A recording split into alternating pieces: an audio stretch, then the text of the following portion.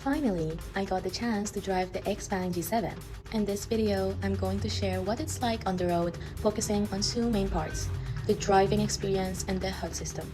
Let's start with the driving experience. First, the chassis hardware. The G7 comes with a double wishbone suspensions in the front and a multi-link setup in the rear. It doesn't have air suspensions, but it does come standard with DCC, continuously adjustable damping, and XPeng brand new Thai G hydraulic bushings. For this class, that's really top tier hardware. The G7 also lets you actively choose the damping mode. In comfort mode, the suspensions absorb bumps and vibrations more smoothly, while in sport mode, it gives better support when cornering at higher speeds. We tested it over speed bumps at just 20 kilometers per hour. Honestly, the difference between comfort and sport wasn't huge, but I still felt comfort mode was noticeably softer and smoother. One of the XPeng engineers told me that the G7 chassis was actually benchmarked against the Mercedes GLE during development. And get this, test results showed that when facing rough, bumpy roads, the G7 handled them even more smoothly and confidently than the GLE. That really surprised me. But it's not just the hardware, and tuning the AI chassis is also really impressive.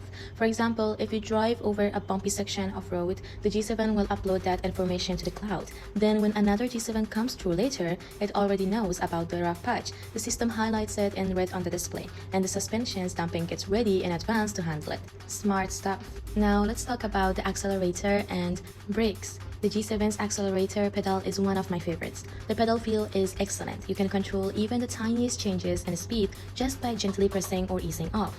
Very precise. As for the brakes, they feel a lot like the P7 Plus, sensitive and responsive. In many EVs, the first part of braking is just energy recovery, CRBS, so it feels kind of empty at the start. But in the G7, just like in the P7 Plus, the brakes bite earlier. Only about 10% of the pedal travel feels soft, and once you press further, the stopping power comes on strong. Overall, the braking is very linear and easy to control, and when it comes to coming to a stop, the comfort braking feature really makes a difference. Look here, with comfort braking on, the sharp nose dive when stopping is much less noticeable, smoother and more comfortable for passengers. As for the turning radius, XPeng hasn't released the official numbers yet, but from my own feel, it's somewhere between 5.5 and 6 meters. The steering wheel takes about 1.5 turns lock to lock. In comfort mode, the steering feels pretty light. Compared to the P7 Plus, it's just a little heavier, but honestly, I actually prefer that kind of steering feel. Switch it into sport mode and the steering gets noticeably heavier. For me though, I still prefer the lighter touch of comfort mode. It just feels more natural for everyday driving. Up front, the G7 uses double-layer laminated glass, and it runs on Michelin PS EV tires. Together, that makes the cabin impressively quiet. According to official test data, the G7 NVH, that's noise, vibration, and harshness, is actually better than the Mercedes GLE in all kinds of driving situations. As for energy consumption, the G7 continues XPeng tradition of efficiency. On a suburban trip with 4 people on board, AC set at 22 degrees Celsius, on auto with fan speed 2, and a top speed of about 60 kilometers per hour, the energy use came out to just 12 to 13 kilowatt-hour per 100 kilometers. Really solid numbers. Now let's move on to the second part, the HUD experience. XPeng worked with Huawei to create this AR-HUD, Augmented Reality Head-Up Display, and honestly, it's stunning.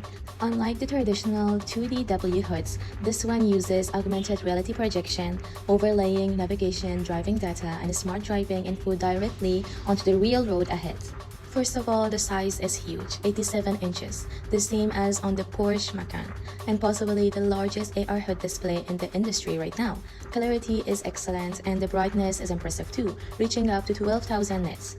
Let me show you 3 main scenarios: manual driving, smart driving, and safety. In manual driving, when you're using navigation, the HUD projects a green light carpet onto the lane, guiding you exactly where to go.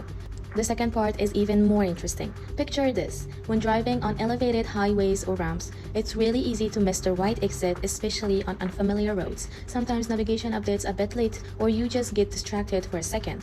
Here in Chongqing, they joke that if you miss one exit, you've basically signed up for a day tour of the city. This is where the AR-HUD becomes super useful.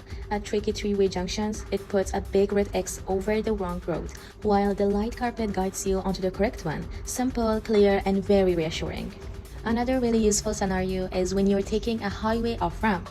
A lot of people miss the timing, you only realize it the last moment that the line has already turned solid. If you try to change lanes then, it's not only dangerous, but you could also get caught on camera, fined, and lose points. The G7 HUD helps by highlighting the last stretch of solid lines before the off-ramp, reminding you this is your final chance to change lanes safely. If you've got LCC, lane centering control on, the HUD shows a transparent blue area inside your lane, and if you signal while there's a car nearby, it marks a yellow warning zone and tells you to wait before changing lanes. Active NGP, Navigation Guided Pilot, and the navigation carpet changes from green to blue. The visual effect of that switch looks really cool. In city smart driving, when you come to a red light, most cars' head-up display or driver assist screens don't tell you clearly if the car will actually stop. And in the back of your mind, you're always a bit nervous. Will it run the red? Do I need to take over? But in the G7, when it sees a red light, the HUD draws a red line at the stopping point. It's like the system is telling you directly, relax, I'm going to stop right here. That makes you feel much more confident and at ease. When it comes to safety, the G7 AR HUD also has some thoughtful touches. For example, in snowy weather, the usual white text can be hard to see. In that case, you can switch to snow mode, which changes the main color to orange, making everything much clearer. Or in rainy and foggy conditions, when visibility is poor, you can turn on rain and fog mode. Once your wipers or fog lights are on, the HUD head-up display will actually enhance the lane, marking and even highlight the vehicle in front of you. It basically redraws the lane lines for you, so you can see much more clearly. And that's it for this video, my full driving and head-up display experience with the XPeng G7. Thanks so much for watching, and I'll see you next time. Bye!